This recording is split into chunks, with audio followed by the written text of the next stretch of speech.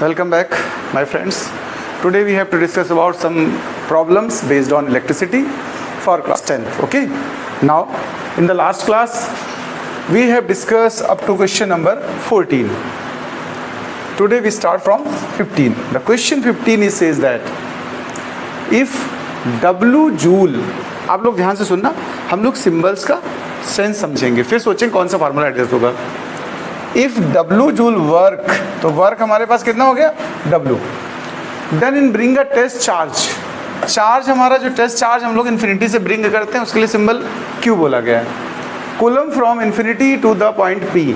जैसे सपोज करिए ये इलेक्ट्रिक फील्ड है, यहाँ कोई पॉइंट P होगा और हम लोग बहुत दूर का इन्फिनिटी से टेस्ट चार्ज Q नॉट को या Q को लेके आते हैं और यहाँ पुट करेंगे. ठीक है, आगे बढ़ते हैं, देखते हैं क्या है. Then electric potential V at this point.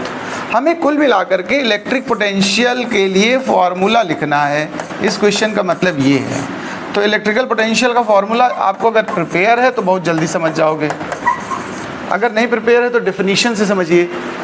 Electric potential में हम लोगों ने डिफाइन किया था कि अगर किसी टेस्ट चार्ज को इन्फिनिटी से लाएं और इलेक्ट्रिक फील्ड में लाके प्लेस करें तो जो वर्क डन होता है और जो टेस्ट चार्ज का मैग्नीट्यूड होता है उनके रेशियो को हम बोलते हैं इलेक्ट्रिक पोटेंशियल. ध्यान रखिएगा, electric potential is the ratio of work and test charge. ये आपको थ्योरी में मिलेगा, हमने जो लास्ट क्लास में थ्योरी ली थी पीछे. तो इस हिसाब से अगर हम फॉर्मूले पे आए तो देखिए इलेक्ट्रिक पोटेंशियल का फार्मूला हमारा क्या बनेगा, V is equal to W by Q. Okay, W क्या है यहाँ पर, वर्क. Q क्या है, चार्ज. अच्छा, वर्क की यूनिट क्या होती है, याद है तुम्हें, जूल होती है, यहाँ गिवन भी है. और चार्ज को हम किस में लेते हैं, कूलम्स में. तो इस तरीके से ये बनेगा. आ जाओ भाई आ जाओ. तो अगर यूनिट वाइज हम लिखें तो देखिए न्यूमरेटर में यूनिट हो जाएगी जूल और डिनोमिनेटर में हो जाएगी कूलम. तो जो प्रॉपर फॉर्मूला प्रिपेयर होकर के आया वो आ जाएगा V is equal to W by Q joule per coulomb. Okay, अब इसमें से हम ऑप्शन देखते हैं कौन सा हमारा करेक्ट है. जैसे फर्स्ट ऑप्शन में देखिए हमारे पास क्या है, V is equal to W by Q. Without unit है तो ठीक है, अच्छी बात है, पहचान लीजिए. सेकेंड क्या है, Q बाई W. और एक ऑप्शन यहाँ पर नहीं है तो चलिए इसी से काम चले. फर्स्ट ही हमारा करेक्ट है कि नहीं बताइए, ये V is equal to W by Q.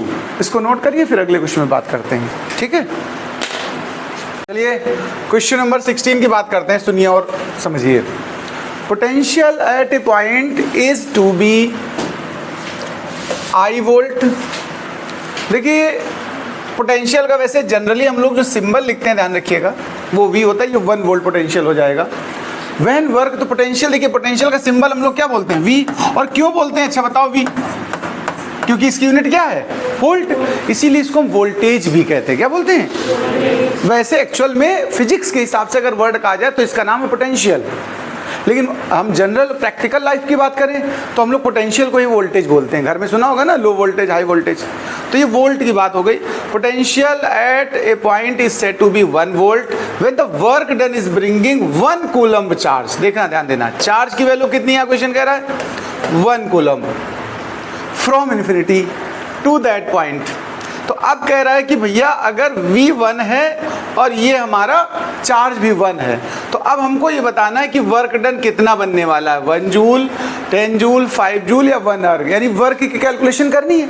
ये जो यूनिट है आप ध्यान से देखना, जूल है किसकी यूनिट है, वर्क की. अर्ग है किसकी यूनिट है, वर्क की. जूल और अर्ग तो जानते हो, अगर बाय द वे नहीं जानते हो आप समझ लेना.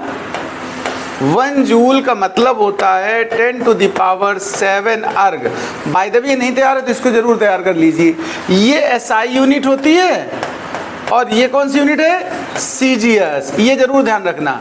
वर्क की कई यूनिट्स हैं, उसमें से 2 मेन हैं. एक हमारा SI यूनिट है जिसको जूल कहते हैं और एक हमारा क्या है, CGS यूनिट. इसको क्या कहते हैं, अर्ग. तो अभी इस क्वेश्चन ने हमसे कहा कि अगर V 1 हो और Q भी 1 हो तो बताओ वर्क डन कितना होगा. तो अभी पिछले क्वेश्चन में हमने फॉर्मूला क्या सीखा था, V is equal to W by Q सीखा. हमारे पास जो गिवन है वो पुट कर दो, अननोन पता चल जाएगा. ये भी 1 है और ये भी 1 है तो देखो W बन के क्या आया, 1 ही तो आया. और हमने अगर वोल्ट में लिया है, देखो ध्यान देना, चार्ज। तो इसका मतलब हमारा जूल में आंसर ये प्रिपेयर होगा। इसी को हम चाहें तो 10⁻7 अर्ग।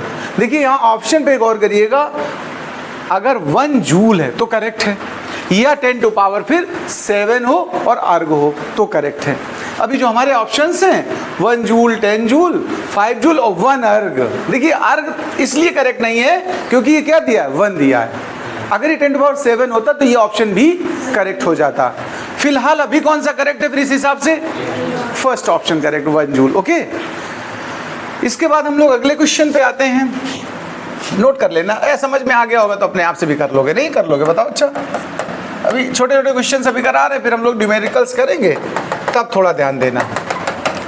चलिए हम लोग नेक्स्ट क्वेश्चन पे, आप लोग रीड कर सकते हो तब तक। Question number 17, the potential difference between 2 points in an electrical circuit is measured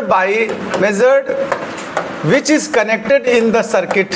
अब क्वेश्चन कह रहा है, देखो इसको जरा सुनिए। हमारे पास जो ये प्रॉब्लम है इसका क्या मतलब है, मैं बात करता हूँ 17 की। पोटेंशियल डिफरेंस, ये कुछ डिवाइसेस के नाम है, गौर से देखिए। 17 में वोल्ट मीटर सीरीज में, वोल्ट मीटर पैरेलल में, अमीटर सीरीज में, अमीटर पैरेलल में। मेजर क्या करना चाहते हो आप, पहले ये देखो, पोटेंशियल डिफरेंस मेजर करना है। पोटेंशियल डिफरेंस का सिनोनिम क्या है, वोल्टेज। क्या है, पहले इतने से ही समझ में आ जाएगा कि कौन सी डिवाइस यूज करनी। पोटेंशियल डिफरेंस का दूसरा नाम क्या होता है, वोल्टेज।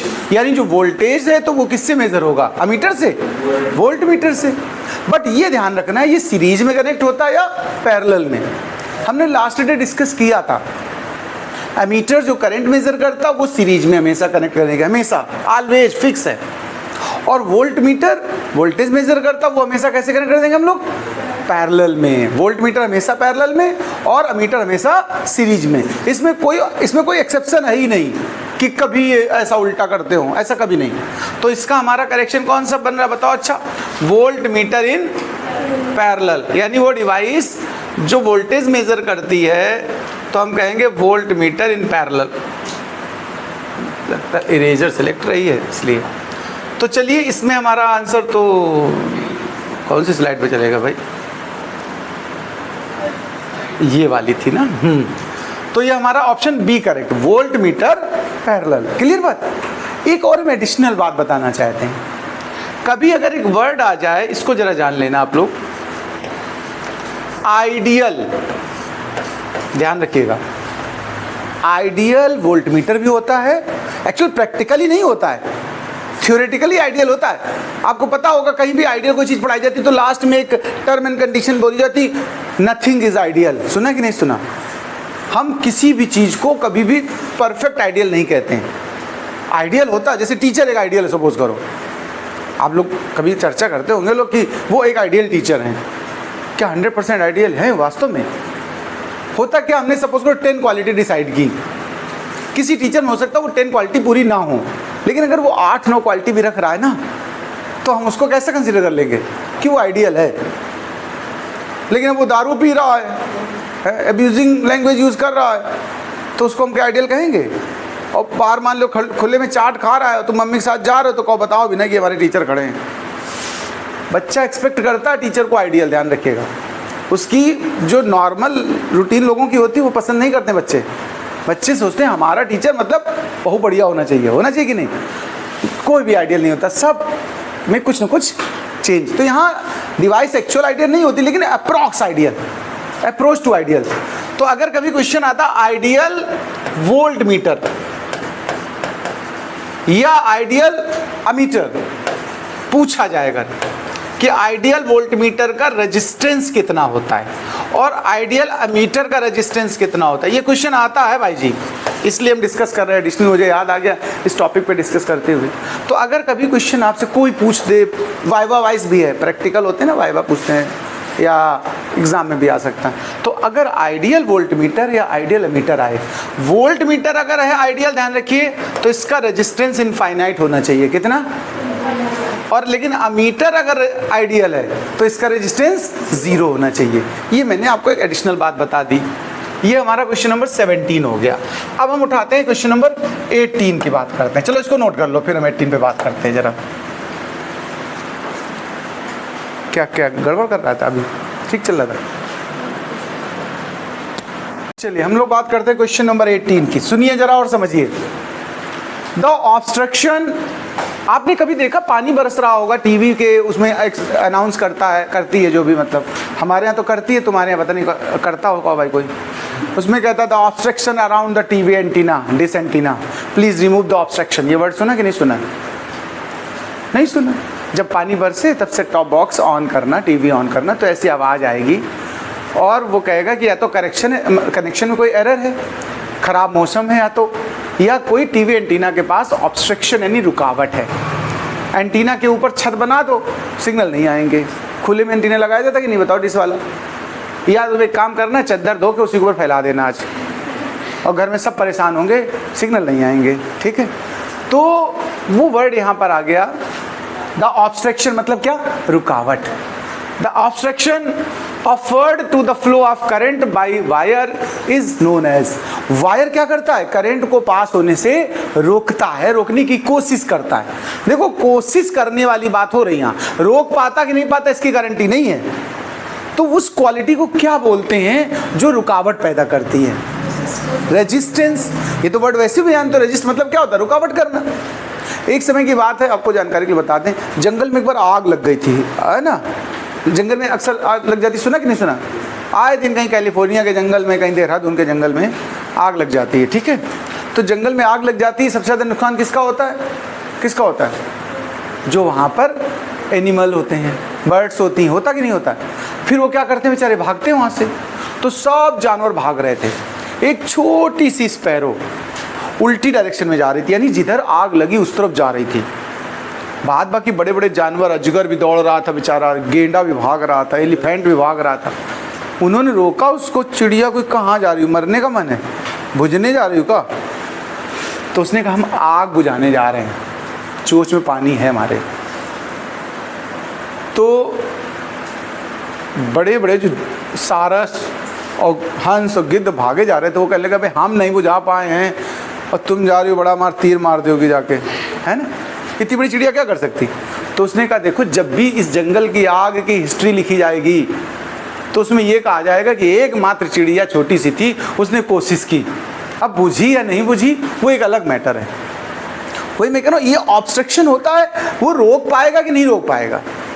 तो जो क्रांति होती है ना, तो कोई एक अजीब सा कमज़ोर सा आदमी खड़ा हो जाता है, फिर उसके साथ दूसरे आ जाते हैं। हमेशा ध्यान रखें, लोग लीडर नहीं बनते हैं, पीछे आने की कोशिश करते हैं। ठीक है, तो जब उस चिड़िया ने ऐसा कहा तो जितने जानवर थे आसपास तालाब में जहाँ पानी था सब ला के डालने लगे। तो एक कह सकते हो लाइन जैसी बन गई गीली जगह का। तो आग जहाँ तक थी वहीं तक रह के अपने आप शांत हो गई, बचा हुआ जंगल बच गया।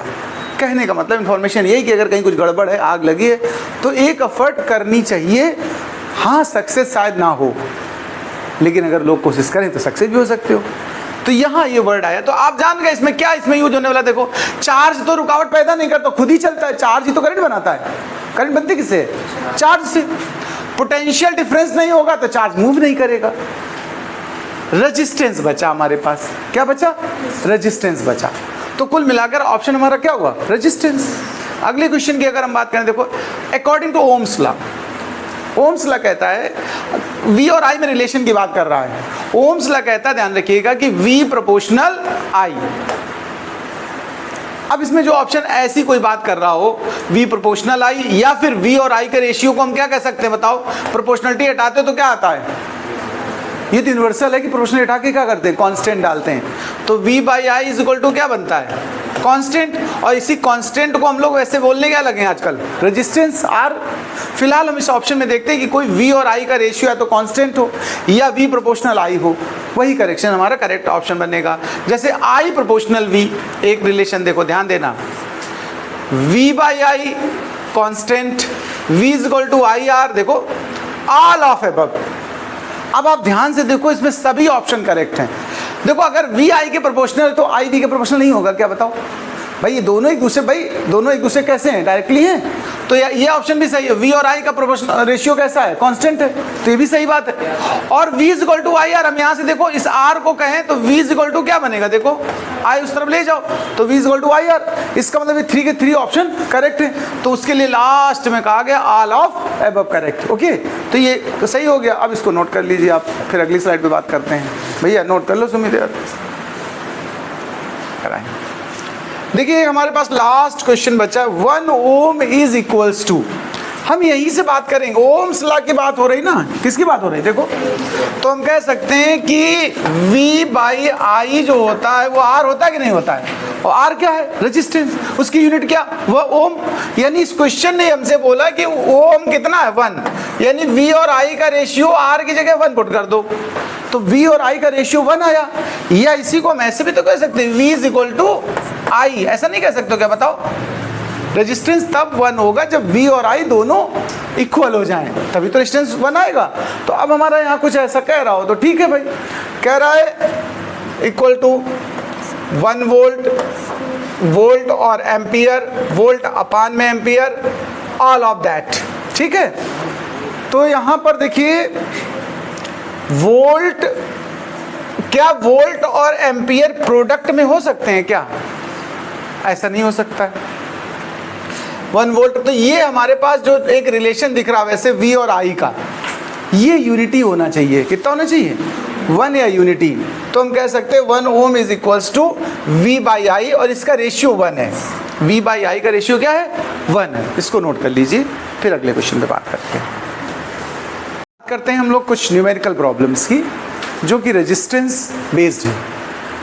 क्वेश्चन 1 आप लोग पहले अच्छे से सुनिए, समझिए, फिर ट्राई करिए कि क्या करेंगे इसमें।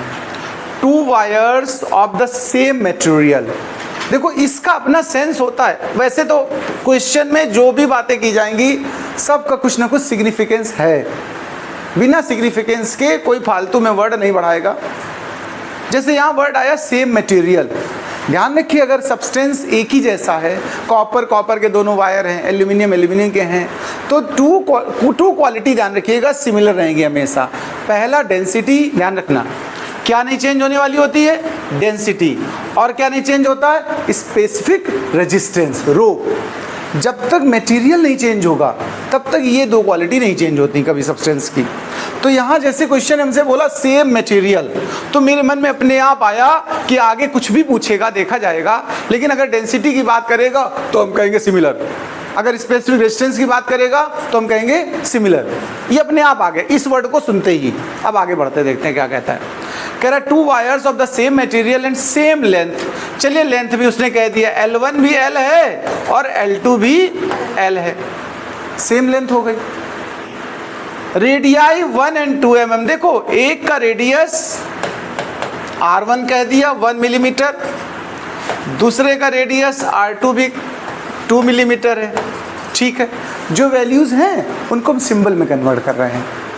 आगे बढ़िए, कंपेयर, 2 थिंग्स हमें कंपेयर करनी।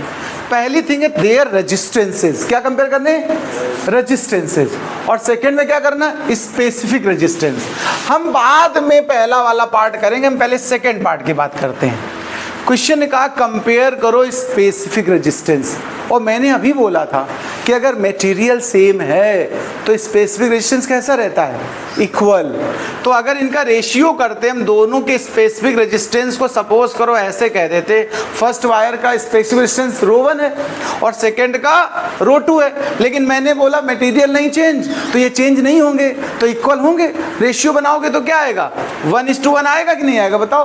तो हमने इनका जो रेशियो है या कंपेरिजन बोला है, तो हम कहेंगे स्पेसिफिक रेजिस्टेंस का रेशियो या कंपेरिजन होगा 1:1।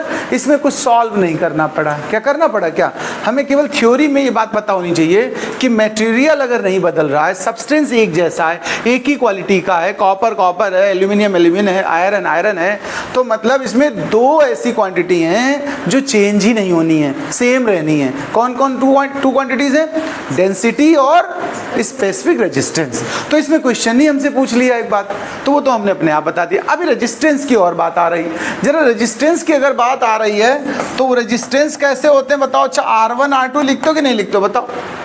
हमने पीछे आपको जब थ्योरी डिस्कस की थी तो हमने फॉर्मूला कराया था आपको, rho is equal to R A by L, याद है किसी को?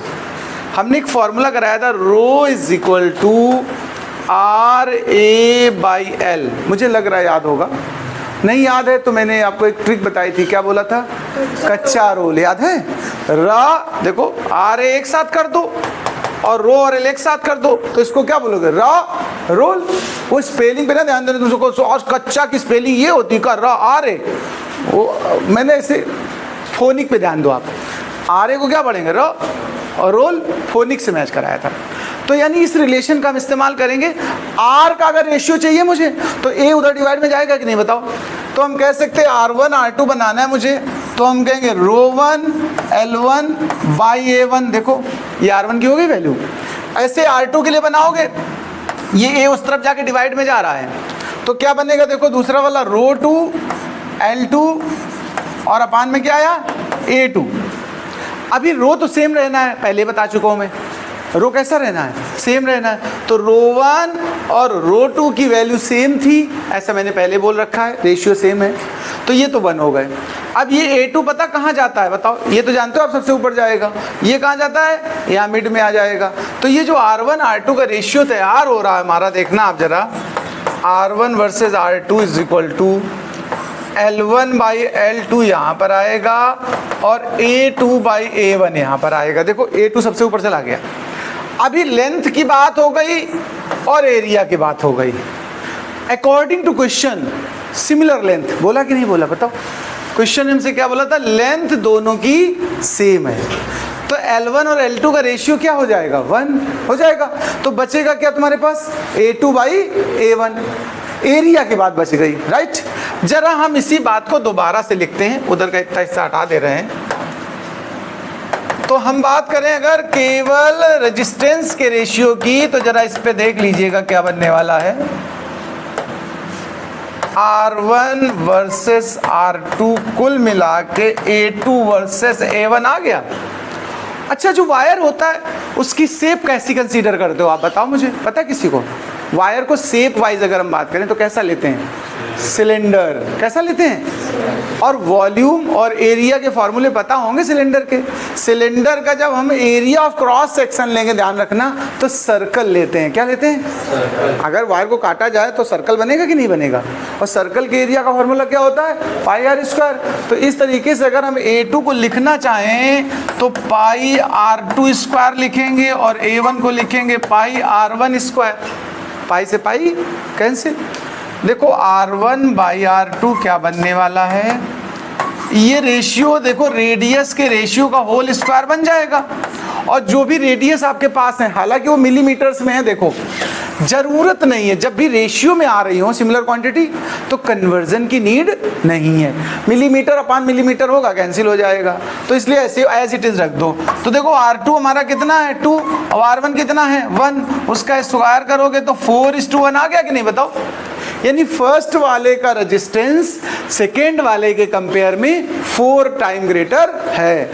ये हमारा क्वेश्चन पूरा हुआ, इसको नोट करें, फिर आगे बात करेंगे। क्वेश्चन नंबर 2 देखिए हमारे पास क्या है? अ गिवन वायर, एक वायर है, गिवन वायर ऑफ रेजिस्टेंस 1 ओम है। ये ओम जब प्रिंट करते तो पता नहीं ये 2 क्यों लिख जाता है। खैर चलिए, जो रेजिस्टेंस है ध्यान रखना वो हमारा कितना है? 1 ओम है। A given wire of resistance 1 ohm is stretched to double its length. Length को कितने टाइम किया गया? 2 टाइम्स, ट्वाइस। जब भी ऐसा कोई क्वेश्चन आवे कि लेंथ को हम स्ट्रेच करके ट्वाइस, थ्राइस या हाफ कर रहे हैं, तो जितने टाइम किया जा रहा है उसको आप n लिखेंगे। क्या लिखेंगे? जैसे यहाँ ट्वाइस किया डबल तो n 2 हो गया, थ्राइस कहता तो 3 हो जाता, double. What will be it's new resistance? ये जो R है पहले वाला वो ओल्ड कहा जाएगा कि नहीं कहा जाएगा? और हमें क्वेश्चन ने डिटरमाइन क्या करने बोला? New resistance. तो इसको हमने सफिक्स में ओल्ड लिख दिया। R ओल्ड कितना था? 1। यानी जो पहले वायर लिया था हमने उसका रेजिस्टेंस 1 था और उसको खींच करके डबल कर दिया हम लोगों ने। तो अब नया रेजिस्टेंस होगा कितना, ये क्वेश्चन कह रहा है। इसके लिए हमने एक आपको ट्रिक डेवलप करी थी, याद होगा, R new is equal to n square times of R old. ध्यान रखिएगा इस बात को, ये फॉर्मूला आपको याद करना है। इस क्वेश्चन ने हमें ये फॉर्मूला सिखाने के लिए भेजा है। तो हम लोग बात करेंगे, आर न्यू तो चाहिए मुझे, और एन कितना टाइम, कितने टाइम एन की वैल्यू कितनी है 2, और आर ओल्ड जो भी था हमारा वो 1 था। तो सीधा सीधा उसका कितने टाइम्स हो गया बताओ, ये 4 टाइम्स हो गया जाके सीधा। तो जो न्यू रेजिस्टेंस हुआ वो क्या हुआ, 4 ओम। नोट कर लीजिए इसको भी। देखिए एक और क्वेश्चन है हमारे पास, थर्ड वाला देखें आप लोग। अ वायर ऑफ रेजिस्टेंस 3 ओम, ध्यान से सुनिए बच्चा लोग, रेजिस्टेंस कितना है 3 ओम है। इस क्वेश्चन में कह रहा है a wire of resistance 3 ohm, length 10 centimetre, इसको R1 और इसको L1 कह दो आप, लेंथ 10 सेंटीमीटर है।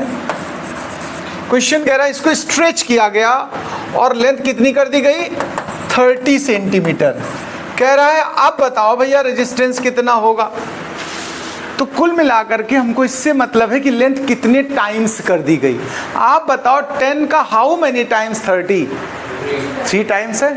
तो इसमें इस पे दिमाग ना लगाना कि 10 है 30 तो कुछ करेंगे, हम सीधा कहेंगे there is n is equal to 3, और हम फार्मूला लगाते हैं ना आर न्यू, न्यू की जगह R2 लिख दिया, बस इतना फर्क है। सिंबल में हमने न्यू ना लिख करके क्या लिख दिया R2। तो R2 is equal to n square times of R1, और n हमारे पास कितना था 3, उसका स्क्वायर 9 टाइम्स ऑफ R1, और R1 जो भी हमारे पास R1 कितना है 3, तो सीधा कितने टाइम्स हो गया, क्या बन गया 27 ओम। ओके, इसको भी नोट करें। वन मोर क्वेश्चन, देखिए जरा ध्यान से सुनिए, इसको हम लोग ओरल करेंगे, लिखेंगे नहीं, इसमें कुछ वर्ड यूज नहीं करेंगे, ओरली करने की कोशिश करेंगे। अब वायर ऑफ रेजिस्टेंस 9 ओम, ध्यान से सुनना, अभी उसका रेजिस्टेंस कितना है 9 ओम है, हैविंग लेंथ 30 सेंटीमीटर, लेंथ कितनी है 30 है। It is tripled on it self, कितने टाइम्स कर दिया इसको ट्रिपल्ड। इसका क्या मतलब पता है 3 टाइम्स कर दिया। ओके, 3 टाइम्स कर दिया अपने का, उसकी अपनी लेंथ का। What is the new resistance, हमें क्या पता करना है नया रेजिस्टेंस। भाई जब तुमने ट्रिपल किया तो n कितना हो गया 3, उसका क्या करोगे स्क्वायर, तो क्या होएगा 9। अब जो पुराना है उसमें मल्टीप्लाई कर दो 9 से। पुराना कितना था हमारे पास 9 ही था, तो 9 9 जा 81, तो आंसर सीधे सीधे क्या हो गया 81। इसलिए इसको हमने हवा में कर दिया। ना समझ में आया तो बताओ मुझे। अगले क्वेश्चन को देख ही लो लगातार में, जब बात हो गई तो हवा में उड़ गया, ठीक है, हवा में उड़ गया, धुएं में उड़ गया, जिसमें मान लो, ठीक है। अब बात करते हैं अगले क्वेश्चन पे। क्वेश्चन नंबर हम लोग उठा रहे हैं सीधा 5th। इसको सुनिएगा अच्छे से। What length of copper wire of specific resistance this, ध्यान से सुनिएगा, स्पेसिफिक रेजिस्टेंस का सिंबल क्या बनाते हैं हम लोग, रो बनाते हैं।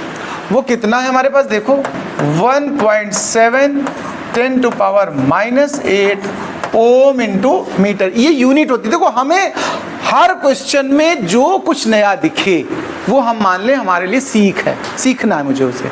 हमें एक चीज़ यहाँ से ये भी सीखनी कि स्पेसिफिक रेजिस्टेंस की यूनिट क्या होती है।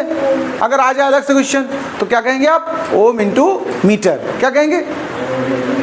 हाँ देखो, तो एक यूनिट भी मिल गई हमको यहाँ से। अभी आगे बढ़ते चलिए। What length of copper wire of specific this radius, देखो रेडियस दिया है 1 mm, लेंथ हमसे पूछा गया, ध्यान रखना व्हाट लेंथ बोला है। So the resistance becomes R हो गया 2 ओम, और हमसे लेंथ मांगा है। हमारे पास अगर कोई फॉर्मूला है जिसमें R हो, L हो, देखो रो हो, तो वो एक फॉर्मूला है rho is equal to RA by L, rho is equal to RA by L। हमारे पास L फाइंड करने के लिए टारगेट है, तो L becomes RA by rho. L क्या बन चुका है RA बाई रो। अभी हम वैल्यूज रखते हैं, देखो अच्छा एरिया नहीं गिवन है, लेकिन बदले में गिवन क्या है तुम्हें रेडियस। और जो वायर होता है ध्यान रखिएगा, उसका area of cross section circle होता है। तो जब भी हम एरिया अगर नहीं है, रेडियस है, तो उसको पाई आर स्क्वायर में ब्रेक करेंगे। अब वैल्यूज पुट करनी, लेकिन आर को ध्यान रखिएगा कोई रेशियो तो बन नहीं रहा, इसका मतलब मिलीमीटर नहीं यूज करना है। और मिलीमीटर को मीटर में कन्वर्ट करने के लिए ध्यान रखिए या तो 1000 से डिवाइड करो या सीधा 10⁻³ से मल्टीप्लाई कर दो, ये मीटर बन जाता है। ठीक, तो हमें एक चीज और यहाँ से सीख ली, हम लोगों ने क्या सीखी कि मिलीमीटर को अगर मीटर में ले जाना है तो क्या कर सकते हो आप, आइदर यू डिवाइड बाई 1000 और मल्टीप्लाई बाई 10⁻³ ओके। तो ये इंफॉर्मेशन आ गई, वैल्यूज पुट करनी। देखिए तो हम कहेंगे L = R की वैल्यू यहाँ क्वेश्चन में कितनी है 2, पाई की वैल्यू अगर हम बताएं ना तो क्या आप जानते नहीं है क्या कितनी होती है 3 हाँ ओके। ये देखो रेडियस कितना था 1 × 10⁻³ था, इसका स्क्वायर करना है तुम्हें। और डिवाइड में क्या आ रहा है रो कितना है हमारे पास 1.7 देखो, और 10⁻⁻8। अब बात आई सॉल्व करने की। सॉल्व करने में कभी जल्दीबाजी नहीं करना, थोड़ा 1-8 सेकंड ज़्यादा लगा दो, काम सही होना चाहिए। नंबर्स हम अलग लिखेंगे पहले, तो यहाँ 2 है, यहाँ 3.14 है, और ये 1 का स्क्वायर करोगे तो क्या आएगा 1 ही तो आएगा, और नीचे 1.7 है। जरा पावर का हिसाब एक साथ करते हैं। कभी भी ध्यान रखना, स्क्वायर अगर पावर की जाती है ना तो वो सीधा मल्टीप्लाई होता है। तो यहाँ पावर ऊपर कितनी बन गई -6, कितनी बन गई -6। कोई ऐसा ना कर देना स्क्वायर हो रहा तो 9 कर दो सीधा, ठीक है। पावर टू द पावर मतलब मल्टीप्लिकेशन ऑफ द पावर्स, ठीक है। और -8 ऊपर जाता है तो क्या बनेगा +8। तो ये पावर का हिसाब ऐसे करेंगे चल के हम लोग। यहाँ 2 डिजिट डेसिमल है, यहाँ 1 डिजिट डेसिमल है, तो 0 कहाँ बढ़ेगा नीचे बढ़ेगा, ये भी जानते होंगे आप शायद। तो ऊपर देखो 628 हुआ कि नहीं हुआ, और नीचे को तुम ऐसा करो 17 रहने दो, क्या रहने दो, ये पावर ऊपर ले जाओ माइनस बना करके। 10 को पावर कह सकते हो कि नहीं कह सकते हो। तो हमारे पास जो बनेगा सिस्टम देखो 628 न्यूमरेटर में है, 17 डिनोमिनेटर में है, ये -1 जाएगी ऊपर, तो ये माइनस की 7 हो गई कि नहीं हो गई बताओ, और प्लस की 8, -7 + 8 +1 बना, +1 मतलब क्या बना 10, पावर +1 मतलब क्या बना 10। तो ये पूरा क्या बन गया देखो 6280/17। आपको टेबल आती होगी, ये मीटर में आंसर आने वाला है, सीधा सीधा डिवाइड करिए आंसर पाइए, नोट करिए।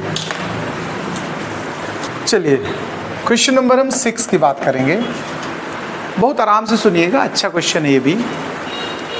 The filament of the bulb, filament तो आप जानते होंगे, बल्ब में ध्यान रखना, ऐसे ये बल्ब है, फिलामेंट का मतलब समझ लो, ये तो होल्डर हो गया, इसमें आप देखना ऐसे एक वायर लगा होता है अंदर, इसको हम फिलामेंट कहते हैं, ठीक है।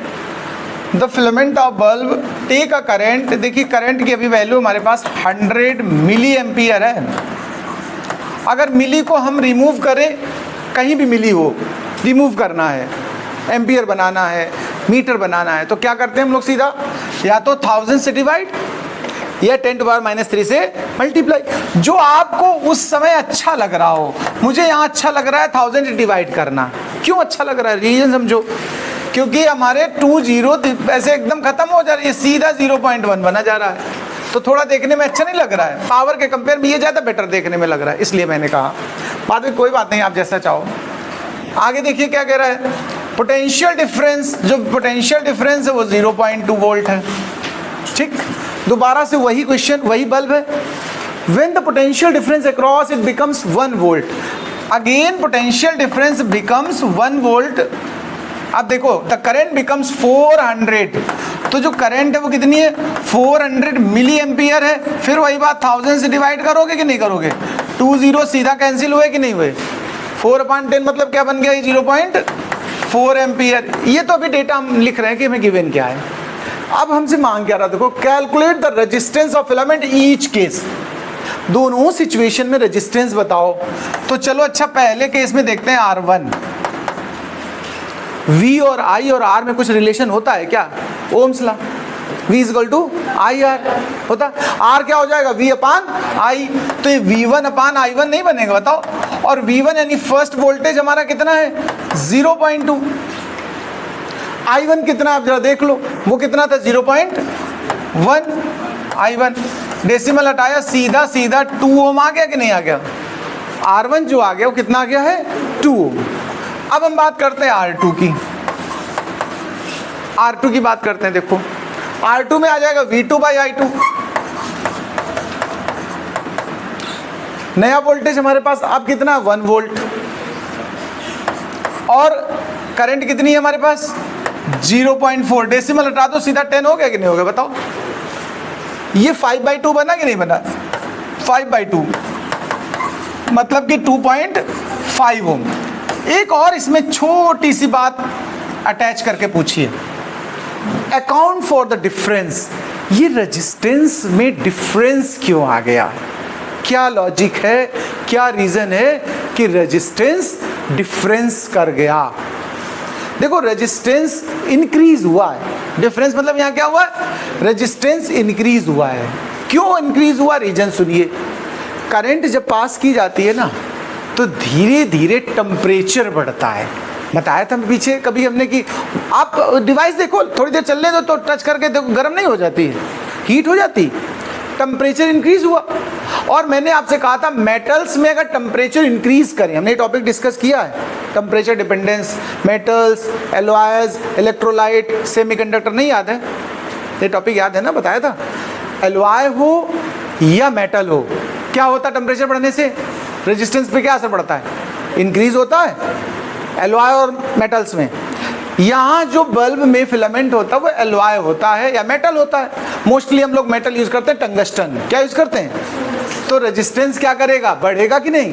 तो क्वेश्चन कह रहा है ये इंक्रीज क्यों हुआ? तो हम कहेंगे due to the variation in temperature, increase in temperature. Last line इस डिफरेंस को बताएंगे, कहेगा डिफरेंस का रीजन क्या? तो हम कहेंगे due to the change in temperature of the filament. Okay, बस नोट कर लीजिए इसको, सेव कर दो।